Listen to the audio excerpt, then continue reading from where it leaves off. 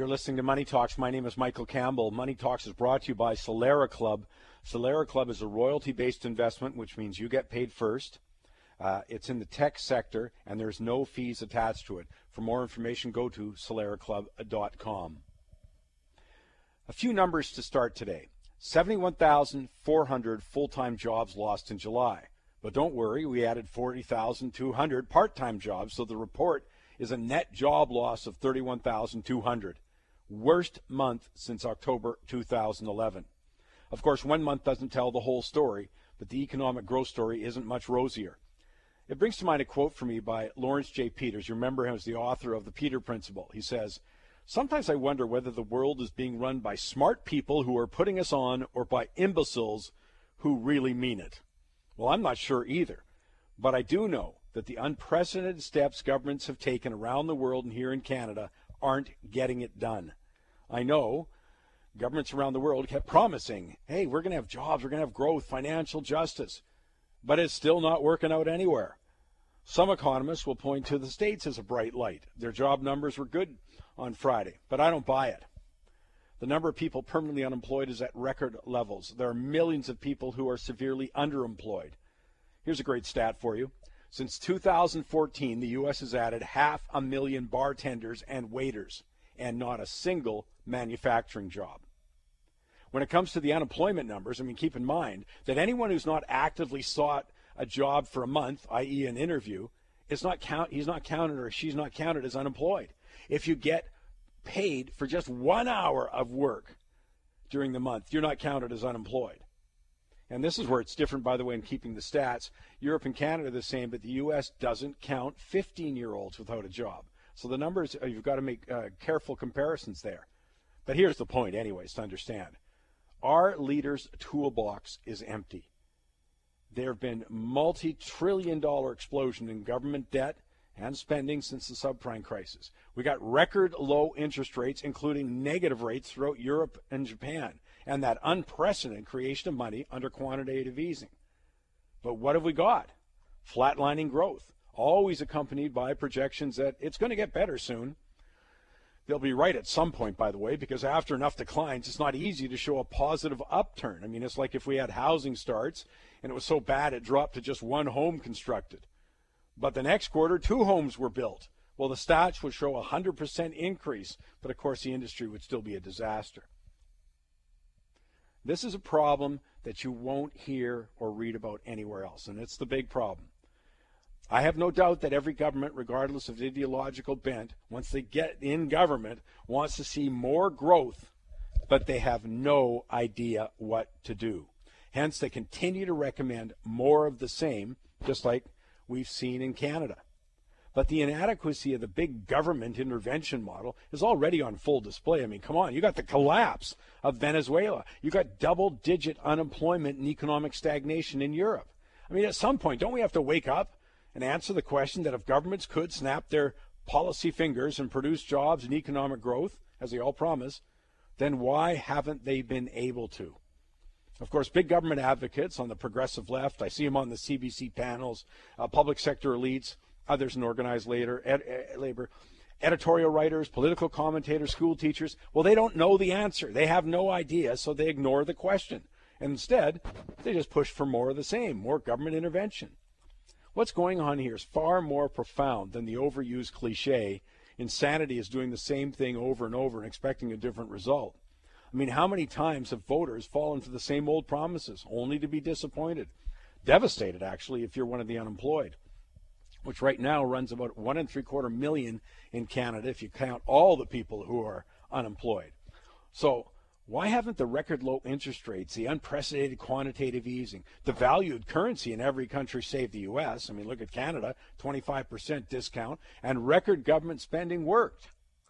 Well, at the risk of getting all economic on you, let me give you 3 reasons. Stay with me, because if you understand this, you'll be way ahead of every elected official in the country, including the finance minister. 1, contrary to what politicians and the mainstream media suggest, especially during campaigns, governments don't control the economy. That's absurd. They don't control export demand. They don't control the loonies value. They don't control the price of oil and other commodities. And those are all key to the Canadian economy. Two, governments are administering the wrong medicine. Now, this is really economic-y on me. Our problem is a supply shock called, well, really lower oil and resource prices. And you don't solve a supply shock through government spending or record low interest rates. I mean, we've got notable economists like Canada's Nobel Prize winner Robert Mundell, Laval's economist Stephen Gordon, Global Macro's Ted Carmichael. They're all commenting on the ineffectiveness of deficit spending in an open, that's key, flexible exchange rate economy like Canada. We're suffering a supply shock. They're applying the wrong medicine. And three, listen to this and think about it. The only suggestion that our political establishment can come up with is more of them. More government, more spending, more bureaucrats. That's the starting point for all suggestions. They say the status quo must remain intact and then we'll add to it. That is a hell of a problem. I mean, government is the problem. We don't need more government. We don't need more cronyism, more unaccountability, more special favors. If we want to enhance long-term economic growth and unemployment, then we need a dramatic change to the operational structure of government. That's not on the table. To labor laws, to public school curriculum, certainly not on the table. We need to enhance adult education to help workers adjust and learn new skills. We have a desperate need to revamp and get rid of useless regulations that discourage economic growth. Not on the table. But you know what that means? It means if we don't want to change the status quo, don't expect the economic growth prospects to change. My name is Mike Campbell. You're listening to Money Talks, and it's brought to you by Solera Club. You can find more on Solera Club at soleraclub.com. Hey, coming up, top of the hour, I got Greg Weldon. This guy is absolutely fabulous. He was with us in, I think it was January, made all these predictions about gold. Hey, they all came true. You would have made a fortune. I want to know what he thinks about it next. And also Michael Levy coming up in just a moment. A couple of big stories he wants you to let you know about. All of that coming on the Money Talks Network. Stay with us. I've started the program mumbling and stumbling, I see. Thank God Michael Levy's here to help me out with this one. Hey, Mike, you're starting with a little good news. I know you've been working on this, and it looks like there's got to be a change in the environment when at least it comes to commissions and embedded fees, whether it's mutual funds, ETFs, or stocks or whatever. It looks like there's an even bigger change coming. Well, yes, Mike, they could be really something relegated to the past. Mark Weidman, and he oversees BlackRock's $1.2 trillion iShare exchange-traded fund. And he says the financial professionals, Mike, who really believe that they're going to be able to run their businesses like they used to, charging standard commissions to buy or sell securities. And with some of those securities, there's an embedded 2%, and it could be 1.75% or 2.25% fee to keep that investment year in and year out, which the advisors share with mutual fund companies. But he says with the advent of these iShares, these exchange-traded funds, that may be a thing of the past. And when you take a look at it, well, let me just, Mike, I agree. And I was just going to, you look at bonds. I mean, how can they charge for bonds, when the bond's yielding like 2% or something, or 1% or whatever it is?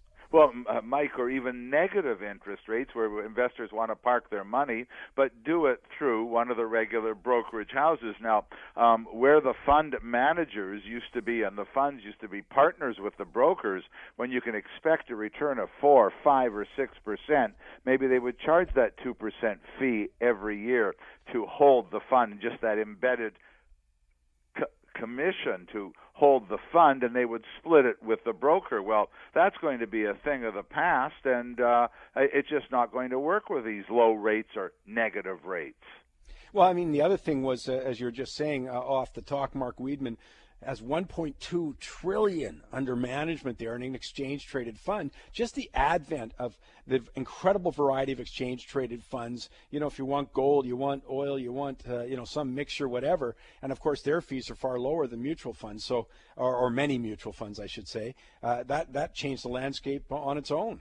Well, Mike, it certainly will. And what we're going to look at, because there's been an explosion of these kind of iShares, exchange-traded funds, on the stock markets in Canada, the United States, in Europe, but particularly here in Canada. And what you're going to see, we think, or I think, and Weidman thinks, is a turn to you pay a certain management fee for the amount of money you have at the investment house in which you're doing business, and you won't pay on transactions. You won't pay any embedded fees, but you will pay a negotiated fee for that amount of money annually, and commissions will just go the way of all other things that get outdated and antiquated.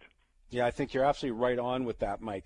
Hey, I got Greg Weldon coming up after the top of the hour, and he was terrific with us back in January when he said, look, I like gold. This is what I think it's going to do. This is what I think you can do with it. And, you know, his portfolio went skyrocketing after that. It's a great calling, and ask him more about it. But I want to ask you, I mean, people may not realize that, but, Mike, your background has been in gold bullion, coins, that kind of stuff, working at Border Gold.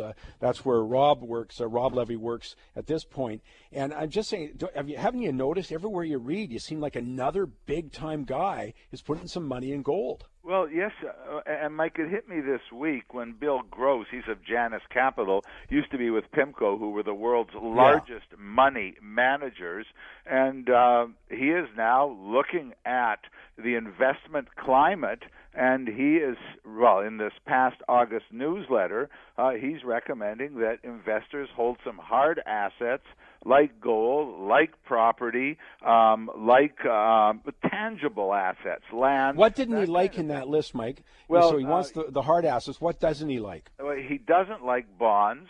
He doesn't like stocks. And he doesn't like private equities. Now, let's not broad brush this, Mike. It doesn't say he doesn't like all stocks, you know, or... But what he's saying is that this is not where he favors to put money. He likes real assets like gold, like land, and tangible assets that you can touch. Yeah, a couple more quick things, though. I said a moment ago, I mean, what jumps out at me is he's not the only guy saying this. I mean, there's some very big names talking about the same thing. Well, there is, Mike, and we've mentioned this twice on your program, is Stanley Druckenmiller. He is one of the world's best-known investment managers, was retired now, but he's one that likes gold. George Soros, Jeffrey Gundlach of Doubletree Capital, David Einhorn of Greenlight Capital, Dennis Gartman, who's a name that we know, Jörg Keiner with the Swiss Asia Capital Corporation. He said gold will take out the previous highs of 1900, and Bank of America, which we mentioned on the program about 6 or 8 months ago, also figures gold's going to take out 1475 this year. So it's not just a lone voice of Bill Gross, which, by the way, is a very substantial voice, but there's a chorus now on the same page. Let me ask quickly here. I want to come back to, because I want to know what okay, so those are big investors. Have you noticed down, like at Border Gold, for example, that you got more people lining up, the demand coming out of, I mean, I hate these cliches, but the little guy, the average guy, whatever we're supposed to say, have you seen a demand pick up there? Yes, we have, Mike, and the demand is different than what it was during the fever of 2010, 2011. People were looking at it then as an investment that was going to go higher. We see a really different point of view now. People looking at it as a preservation of capital and taking a look with intelligent eyes at the things like what Bill Gross and other investment managers are saying. Good stuff, Michael. Go out and have a great weekend. You too, Mike. Thanks. Take a break. Big fat idea. Rob Zuer is going to be with me. Stay with us on the Money Talks Network. Call the kids. Get the grandparents together. Greg Weldon's coming up after the top of the hour. Right now, Robert Zuer, he's the guy who is the managing editor of MoneyTalks.net. He joins me on the line right now to talk about a big fat idea here. Rob, let's get to the specific idea. Yeah, Mike, it's boosting income using covered calls. This is basically a creative conservative investment for those who are frustrated with low interest rates of 1% to 2%. Okay. Investing in the Bank of Montreal covered call utilities ETF. Okay, great. Let's go into that a little bit, because we talk a lot about covered calls here as a great strategy for enhancing yield. Does this just do it for you, if you know what I mean? You just buy the ETF that does covered calls, so you don't really have to figure it out. It's just that's what they do. That's correct. It's simple. The covered call ETFs, sophisticated investors or strategists are placing the bets, if you will, or the call options, and their experience and know-how is an advantage to somebody for two reasons. First of all, they don't have to do it themselves and learn how to do it. And second of all, most brokers are not advisors are not licensed to sell options. Yeah, I think that's a great point. Both are very good points here, but I love the first one where I worry about it because, as you know, Rob, this could be a very valuable strategy within anyone's portfolio, especially in this low-income kind of environment. But people go, well, I don't know about it. And, we did a big option seminar here a couple of years ago to try and help people take advantage of this. So I kind of like the idea that the expert's doing it for you, but you get the advantage by just buying a covered call ETF. Correct. Not only that, but the covered call ETF delivers tax-efficient monthly income. Let me come to who. And now, is this for if this is just for aggressive or is this conservative? I mean, who's this for? This is a really conservative investment. It is essentially for somebody who's maybe got a chunk of cash and they're tired of getting the 1% to 2%, and they want to do something a little bit more aggressive, but not out of hand, so to speak. Well, let's come to the specific. Sorry, Robbie. Let me come to the specific on this. So you had mentioned off the top, as an example, the Bank of Montreal Covered Call Utilities ETF. Tell me a little bit about that. What kind of yield I'd expect? Obviously, it sounds pretty darn conservative to me with the category they're in. Yes, it is conservative, but the annualized yield as of July 29, 2016 was 6.65% for the year.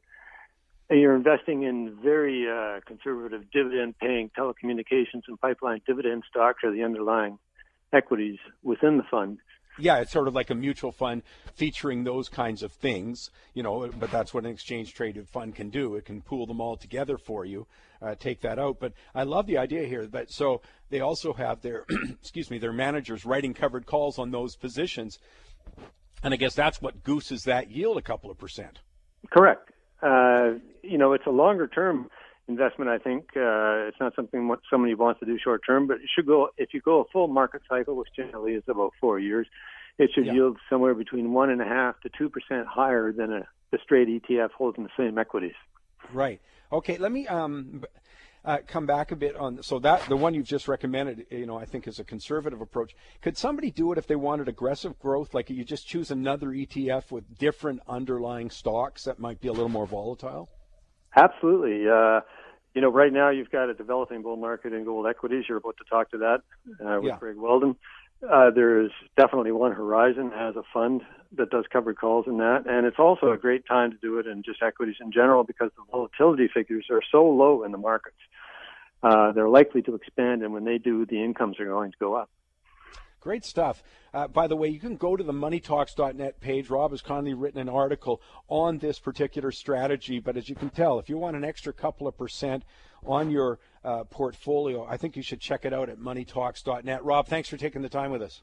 Thanks, Mike. Rob Zuer is moneytalks.net managing editor there. So great stuff. As he said, Greg Weldon's coming up, so got to take a break with that. But I'll just remind you, you can follow us on moneytalks.net, obviously, but also Michael Campbell's Facebook. You can do to Money Talks Twitter, all of that. Coming up, I got a quote of the week. I got Greg Weldon. I got a shocking stat. Talk about doing the same thing and expecting a different result.